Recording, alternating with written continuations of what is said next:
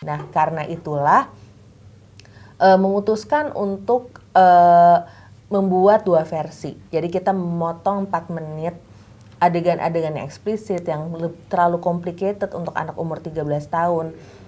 Sehingga nanti mereka bisa menonton dan fokus kenapa sih mereka perlu menghindari dari kecanduan pornografi dan tetap ngomongin soal support system. Oh, di mana-mana yang hancur tuh ceweknya bukan cowok. Ngerti nggak lo? Itu. Nanti nonton filmnya langsung. Oh, nggak boleh ya spoiler ya? sorry cut. Gak apa. Nanti biar orang yang mana nih gitu.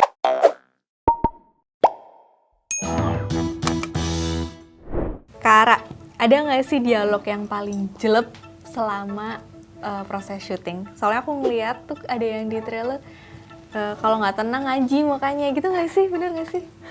Wah, di mana-mana yang hancur tuh ceweknya bukan cowok. Ngerti nggak lo? Itu. Nanti nonton filmnya langsung. Oh, nggak boleh ya spoiler ya? sorry cut. Gak apa. Nanti biar orang yang mana nih gitu. Bener kan? Yang hancur cewek bukan cowok? Gak tahu deh. Iya. Gitu. Penasaran nih. Penasaran. Nanti datang ya. Nonton aja. 8 Desember. 8 Desember di bioskop. Nah, Oke. kalau itu dialog yang paling diinget, ada nggak cerita lucu atau mungkin ngangenin gitu? Atau kayak, gila nih selama syuting gue nggak bisa lupa nih sama mungkin di luar filmnya juga nggak apa-apa sih. Nggak semua, nggak itu sih, nggak satu specific moment, tapi the whole shooting itself aku kangen banget karena syuting aku dimanjain, dikasih makanan. Asli ya, Ara tuh susah banget makan. Gue tuh stres loh. Ada orang susah makan gitu, oh my god, Ara Winda. Sampai kita kalau lagi syuting tiba-tiba ada suara perut kelaparan kayak itu siapa tuh? Atau Ara ya langsung cut gitu karena masuk Kedengeran sama Bang Anto. karena anak soundnya kayak denger gitu. Nah gitu sih, kita suka banyak makan, kita having fun. Kan tentang ASMR food ya, jadi banyak sekali makanan yang lucu-lucu. Terus dia harus makan kayak, jadi ada bagian dari treatment itu adalah makanannya yang dicampur-campur. Terus dia kayak, Aku nggak suka buah. dia kayak gak suka buah, aduh seriously gitu kan. Terus buahnya jangan, lu gak suka Jangan apa? pepaya. Jangan pepaya. Ya udah melon. Kayak gitulah. Asli. Itu tuh bagian dari trauma aku. Fun fact mbak, aku tuh soalnya di masa kecil aku ada trauma sama pepaya. Kamu diapain sama pepaya? Ada lah pokoknya. Kasian banget. Ada trauma sama pepaya dan orang tua gitu. Ya Allah. Tapi Jadi aku pun nggak sebel. makan pepaya mbak, jadi aku memahami. Sedih ya netizen. Oke. Nah, terus menurut Kak Ara dan Kak Gina nih, seperti apa kesadaran orang zaman sekarang terhadap kasus kekerasan yang marak terjadi? Nih, mendekati akhir nih kita.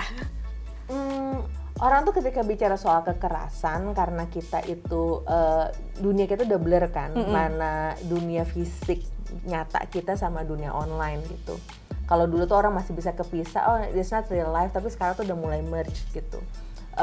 Ini tuh dunia nyata kita ada di 2 tempat. Nah,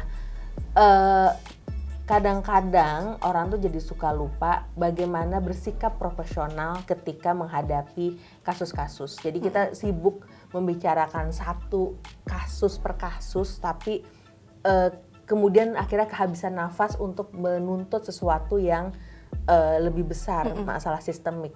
Dan karena sosial media pula kita tuh terpolarisasi.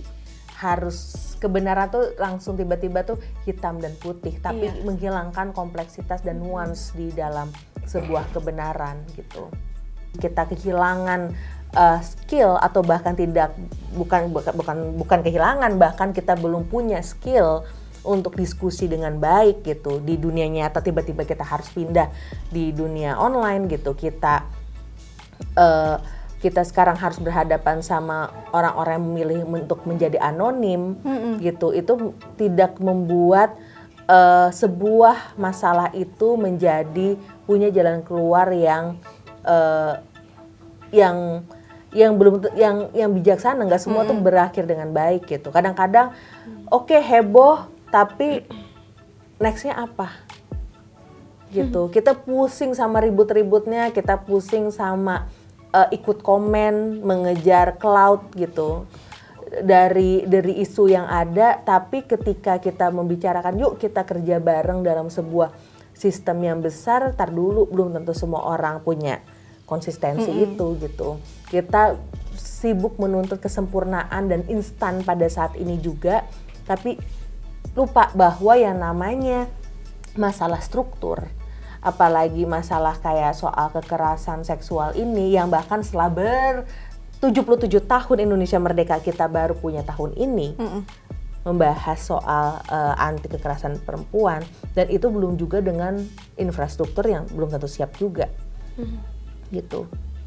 Nah jadi ya mari kita, kalau mau bicara soal integritas, mau bicara soal punya tanggung jawab, mari kita terima tanggung jawab itu bersama-sama itu sih. Jadi nggak asal marahnya aja, tapi bijaknya juga harus diterima konsekuensinya. Karena jadi bijaksana itu emang susah, otak kayak mikirnya lebih lama. Dan harus punya rasa rendah hati untuk mengakui jangan-jangan kita juga salah. Nah itu tuh yang perlu kita bangun bareng-bareng gitu sih.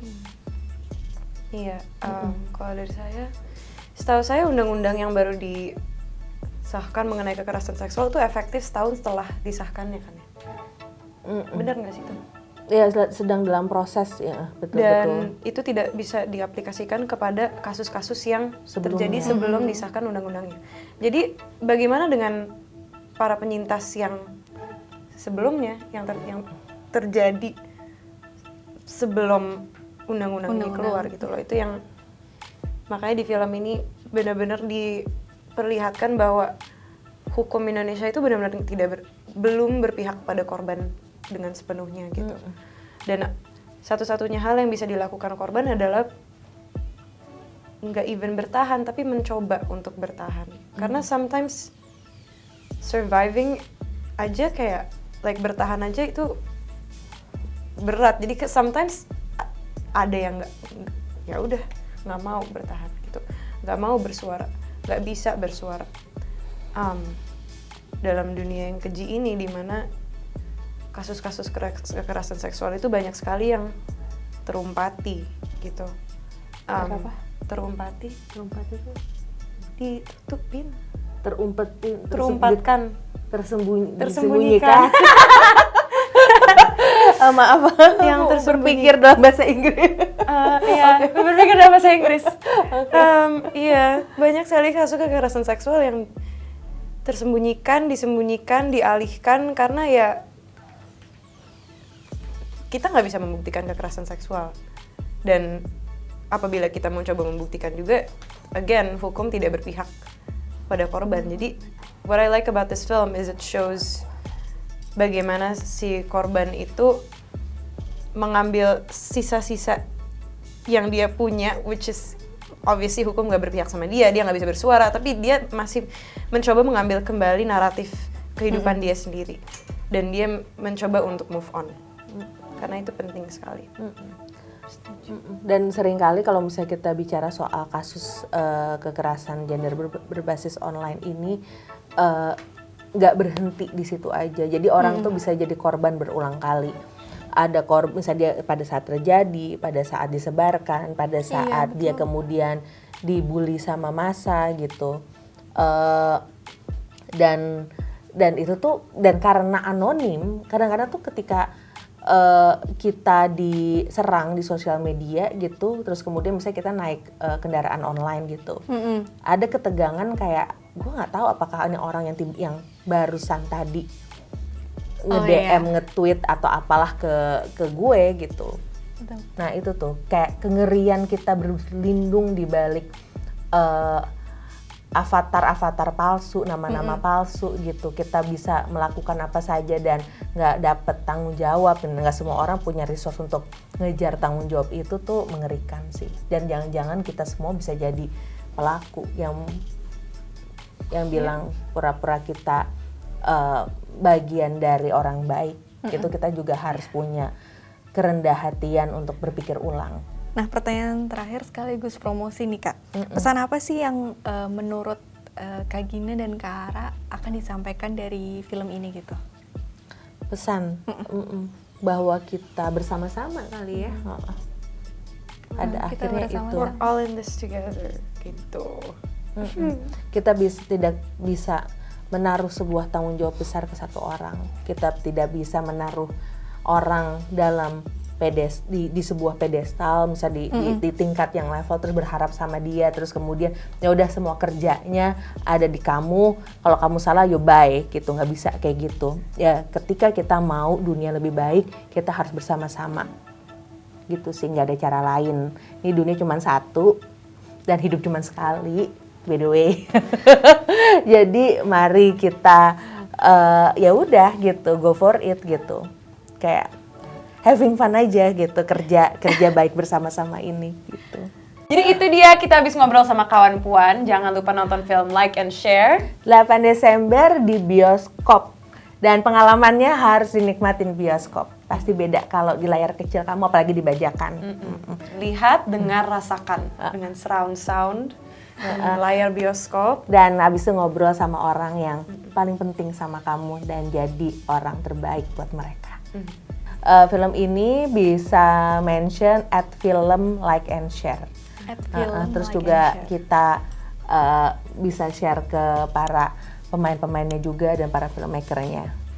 Jadi jangan lupa nonton ya. Segitu dulu Sinepuan hari ini. Dadah. Dadah.